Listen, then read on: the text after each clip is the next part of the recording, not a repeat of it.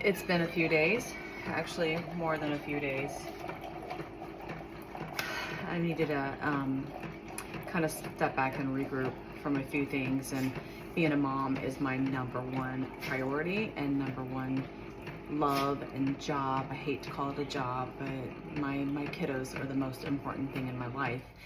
And we have been taking steps forward and somehow taking 100 steps back. For those of you that have followed my journey since the loss of my husband know that it has been a struggle, an uphill battle each and every moment of the day. And every day we are still kind of blindsided by grief in so many ways, whether it's coming out in emotions of tears, but we've got anger, we have anxiety that we're dealing with, we have a gamut of things on top of all your mothering things that you normally would be dealing with teens and now young adults. And so I have taken an intentional step back to try to just be there for my kids, because everybody will say to me, what are you doing for you, Lori? What are you doing for you? What are you doing for you to heal? And my answer has been absolutely nothing. Because my focus is my children. That's it, period, in the conversation. I was talking with a friend last night, and she said, you know what, Lori? You are doing something for yourself. You say you're doing nothing, but you're doing something for yourself. And that something that you're doing for yourself is you're being there for your kids. And when she said that, tears streamed down my face, because the reality is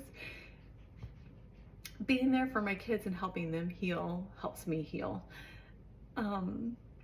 So yes, I am doing that for myself, and my number one priority is my children and making sure that they're okay.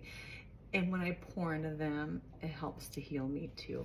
So we've been having lots of hard conversations together as a family, and just dealing with a lot of different things that we have been dealing with the last 9 months, but new things that are coming up.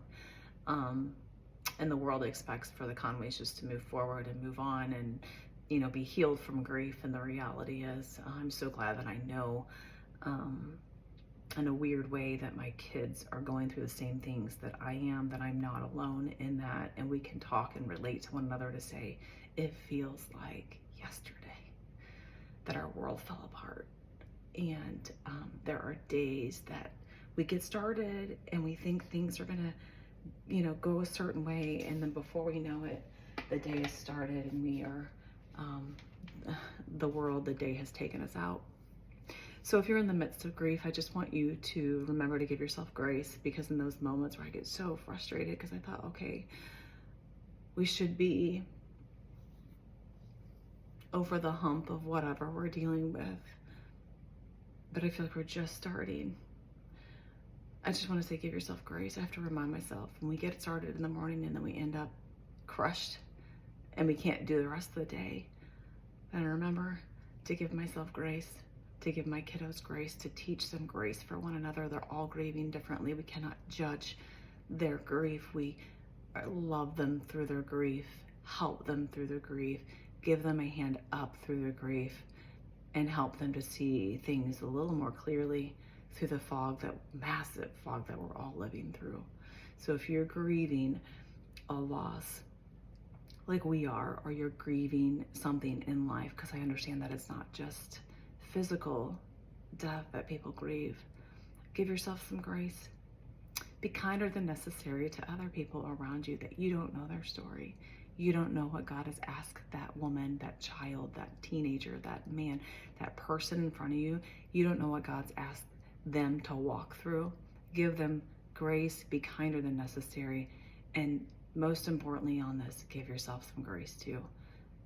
If you get up and you're having a moment, it's okay. If you get up and you're having a great day and then you're knocked out, it's okay, because that's what happens. Life is like this, constantly ups and downs, and right now we feel like we're on a massive down. But eventually that's going to plane out, and eventually we're going to start coming back up, and we're feeling some of those moments in life. But the moment we feel that we are escalating to maybe an okay, not horrific, it's not horrid, it's not horrible, but an okay day, something starts to take us out. just realize, friends, to give yourself grace along the way. And maybe part of your healing too, I'll say this, maybe part of your healing is helping somebody else. I never really looked at it like that. It's kind of like I knew that, it's common sense. But when my friend said that to me last night, I was like, you're right, I am doing something for myself. The most important thing that I can do is be there for my children, and in being there for them, I am there helping me heal through the process. So I love you, friends. When you think it's impossible, just know that God is ready to come in and be a but God moment. And this is a mug. This is a great reminder that fear, grief, anxiety, loss, regret, hurt, worry, shame, burden, and brokenness is gone. But God can step in and do a but God moment at any time. Give yourself grace and know whose you are.